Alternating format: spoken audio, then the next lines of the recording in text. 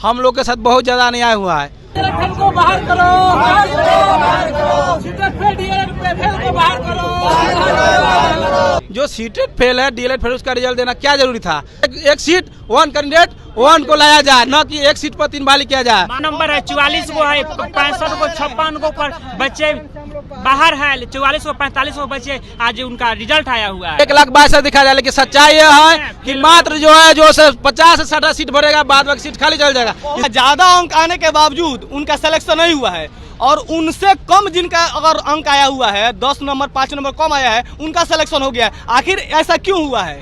ढिंढोरा पीट रहा है सर, इतना बाल रहे हैं। एक तो हम लोग के सीट में नहीं हुई, शिक्षक को ला दिया, उसके बाद कॉमन रिजल्ट के हम लोग को बर्बाद कर दिया। हम लोग के जिंदगी से खेल कर रही है सरकार।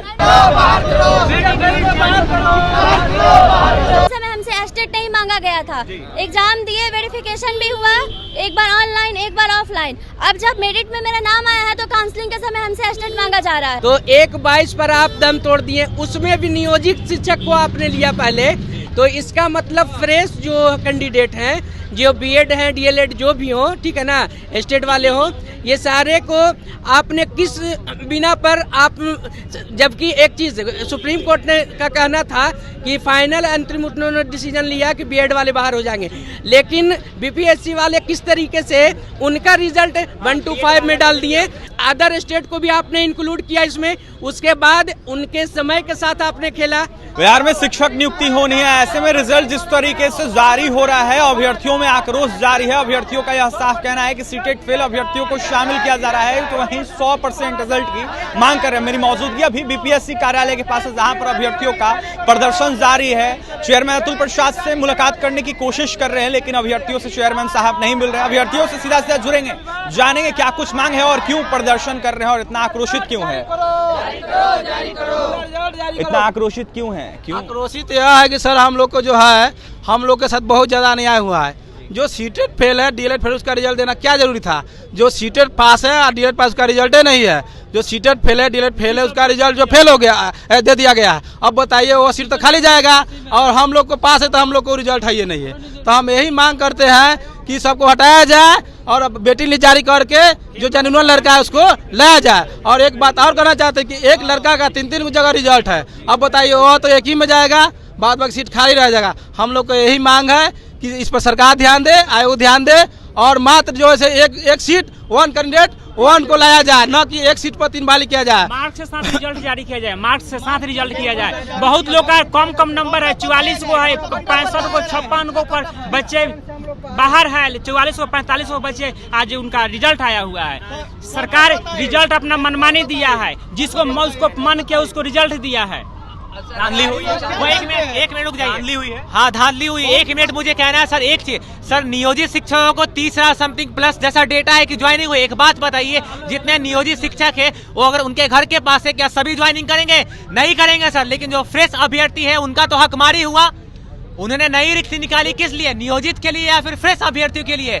ये तो हमारे साथ अन्याय है सर। 2 नंबर 3 नंबर से जो छट रहे हैं, बहुत सारे लोग ज्वाइनिंग नहीं करेंगे तो वो रिक्ति सीट रहेगी। आप कह रहे हैं कि 1,70,000 का हम बहाली देने जा रहे हैं और दिखा रहे पेपर में 1,70,000, लेकिन 1,22,000 दिखाया। 1,22,000 दिखा जाए, लेकिन सच्चाई यह है कि मात्र जो है जो 50 से 60 सीट भरेगा, बाद बाकी सीट खाली चल जाएगा। इसका कारण यह है सर, बहुत सारे विद्यार्थी ऐसे हैं जिनका ज्यादा अंक आने के बावजूद उनका सिलेक्शन नहीं हुआ है और उनसे कम जिनका अगर अंक आया हुआ है, 10 नंबर 5 नंबर कम आया है, उनका सिलेक्शन हो गया है। आखिर ऐसा क्यों हुआ है? क्या कारण है? सर, इसमें उन लोग को रिजल्ट दिया गया जो ऑल एज नियोजित टीचर है, नौकरी वाले को ही नौकरी दिया जा रहा है और कम नंबर पे। 40,000 वैसे कैंडिडेट हैं, मैंने सरकारी टीचर जिनको राज्य सरकार के कर्मी का दर्जा दे दिया, फिर भी उनको इसमें रिजल्ट 90,000 टोटल फॉर्म भरा था। रिपोर्ट है 90,000 में 30,000 से 40,000 अगर सरकारी टीचर के नौकरी होता है तो एक फ्रेश लड़का, जेन्युइन बेरोजगार लड़का, उसका नौकरी बेरोजगार हो जाएगा। तो एक तो जो सरकारी टीचर है उन्हीं को नौकरी, और दूसरी की एक बच्चा का 3 जगह, कितनी बड़ी मुद्दा है। दिखावा किया जा रहा है जी, एकदम बिल्कुल। इसके अलावा सब कुछ जानते ढिंढोरा पीट रहा है सर, इतना बाल रहे हैं। एक तो हम लोग के सीट में नहीं हुई, शिक्षक को ला दिया, उसके बाद कॉमन रिजल्ट के हम लोग को बर्बाद कर दिया। हम लोग के जिंदगी से खेल कर रही है सरकार। एक मिनट सर रुकिए। सर हम म्यूजिक के कैंडिडेट हैं। फॉर्म भरते समय हमसे एस्टेट नहीं मांगा गया था। एग्जाम दिए, वेरिफिकेशन भी हुआ, एक बार ऑनलाइन एक बार ऑफलाइन। अब जब मेरिट में मेरा नाम आया है तो काउंसलिंग के समय हमसे एस्टेट मांगा जा रहा है। जब हम योग्य नहीं थे तो हमारा समय क्यों लिया गया? समय बर्बाद गया ना। मेरे साथ, मेरे परिवार के भावना के साथ खिलवाड़ किया गया। मेरिट लिस्ट में नाम है, अब हमको काउंसलिंग के समय भगा रहा है, पटना जाइए। हम कहाँ जाएंगे? यहाँ कोई सुनने के लिए तैयार नहीं है।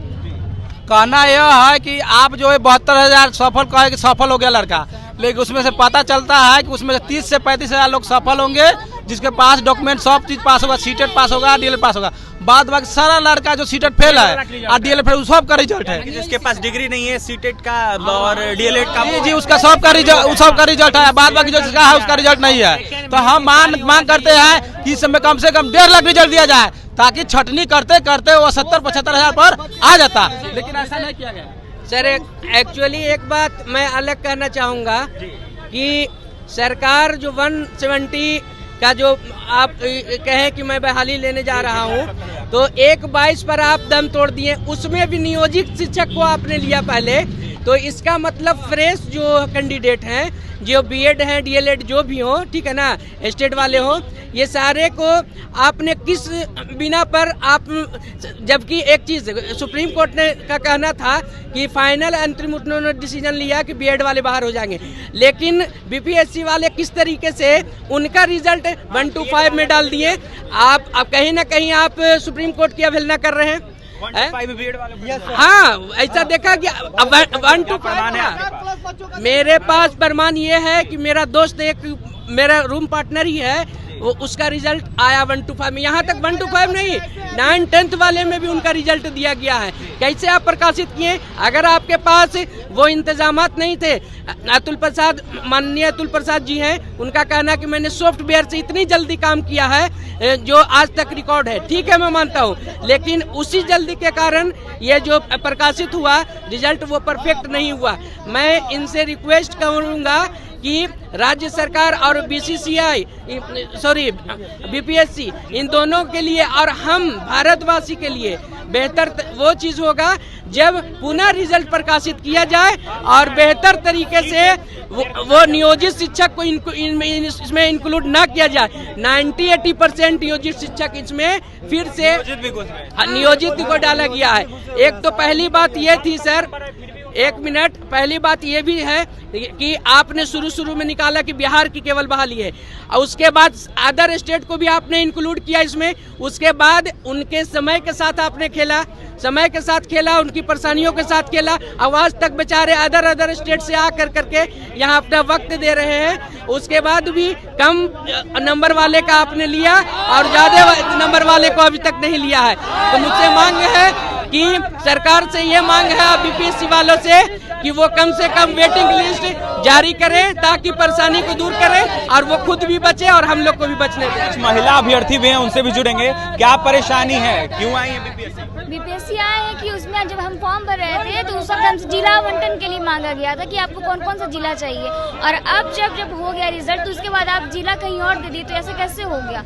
मेरे घर पे कोई है नहीं, प्रॉब्लम है, तो आपको समझना चाहिए ना इस बात को। तो आप मांगे क्यों? जब आपको देना था कहीं और, तो मेरे साथ यही प्रॉब्लम है। सर्टिफिकेट एग्जाम से पहले नहीं मांगा गया था, लेकिन अब मांगा जा रहा है। ऐसे में अभ्यर्थी धांधली सेटिंग का कहीं ना कहीं आरोप लगा रहे हैं बीपीएससी आयोग पर। अभ्यर्थियों का यह साफ कहना है कि कई ऐसे शिक्षक हैं जो नियोजित में थे, उनको बीपीएससी बहाली में शामिल करवा लिया गया। ऐसे में अभ्यर्थियों का जो गुस्सा है वो फूटा हुआ नजर आ रहा है। ऐसे में अभ्यर्थी लगातार नीतीश सरकार पर, नीतीश कुमार के बहाली पर सवाल खड़ा कर रहे हैं। ऐसे में जिस तरीके से 1,22,324 पदों को लेकर रिजल्ट दिया जा रहा है, अभ्यर्थियों का यह साफ कहना है कि हमारे साथ अन्याय हो रहा है। सीटेट फेल, डीएलएड फेल अभ्यर्थियों को इस परीक्षा में शामिल करवाया गया और उनको पास कर दिया गया। जो डीएलएड पास हैं, सीटेट पास हैं, वो अभ्यर्थी 2-3 नंबर के लिए छड़ गया। ऐसे में उनको साइड कर दिया गया। सरकार नाइंसाफी कर रही है। ऐसे में 100% सीट को कहीं ना कहीं फुलफिल करने की अभ्यर्थी मांग कर रहे हैं। तमाम शिक्षक अभ्यर्थियों की आपने बात सुनी है, क्या कुछ कहते हैं। लगातार सीटेट फेल को बाहर करने की मांग कर रहे हैं, तो वहीं